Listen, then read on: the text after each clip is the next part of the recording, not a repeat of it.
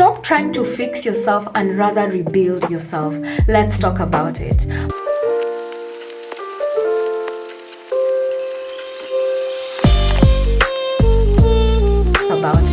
My name is Wangari Wakabi. Welcome to my channel, and today we're going to be talking about the aspect of fixing ourselves and reframing it to rebuilding ourselves. Whenever we look at ourselves as something to fix, that means that you are the problem. Whenever you say that I want to fix my life, what do you mean by that? Fixing a life that has been built on a wrong foundation, built on wrong principles, and also built on wrong character cannot be something that it can be fixed. It has to be something that has to be rebuilt. You have to really overhaul your life and start rebuilding it from scratch.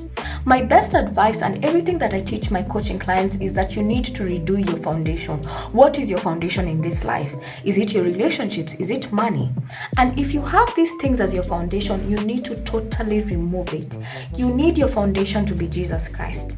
In the principles and in the methodologies that I teach in my coaching consultancy is that Jesus Christ has to be the foundation for everything that you do. It does not matter if this is your marriage, your relationship, your finances, your career, even your physical transformation. It must be rooted in Jesus Christ.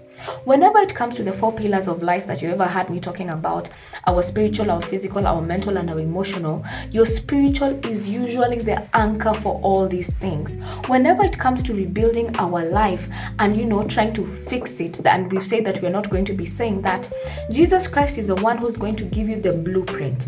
He's the one who's going to tell you who you are, and once he tells you who you are, you can now be able to take that information and now build a life based on what the Lord has told you. And when we do that, you can be able to now pick the goals that you want for these as a 3 pillars. The spiritual pillar is that you want to get a deeper understanding of the Lord. You want to build a relationship with him. You want to start reading the Bible and understanding it for yourself.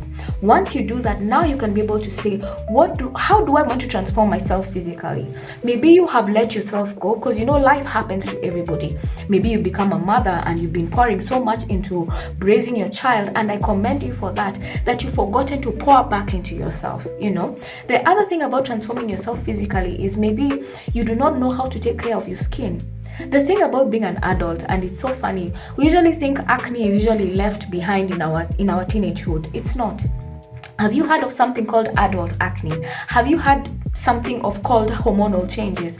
We go through so many things, especially when you enter into your 30s. You realize how your hormonal health is so important whenever it comes to anything physical, whenever it comes to reducing our waistlines, whenever it comes to having healthier hair and having healthier skin.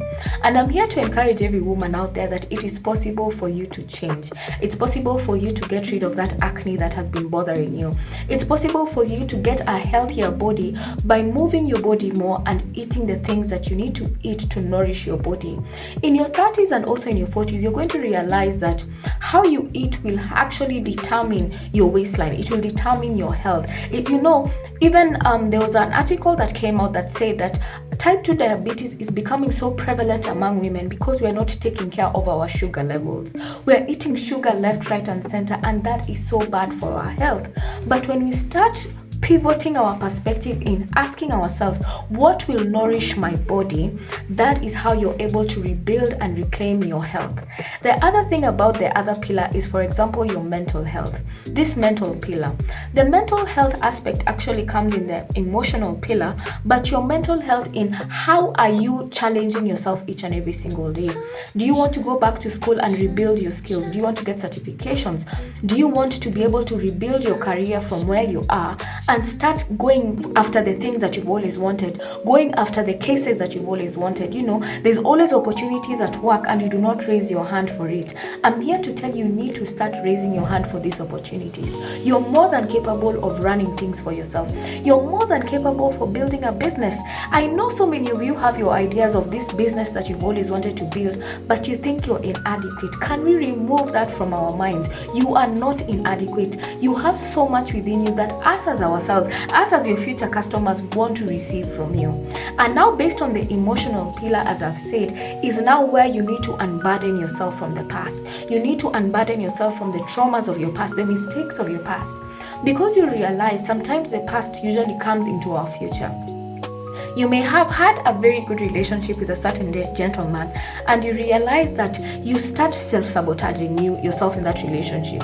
Good friends come into your life and you do not take care of your friendships as you're supposed to take care of them, because maybe your friends in the past did not take care of you, and you said you're not going to be burnt again.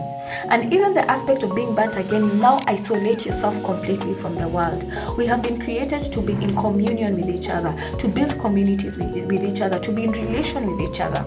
When we completely isolate ourselves from other people, we tend to lose an aspect of ourselves.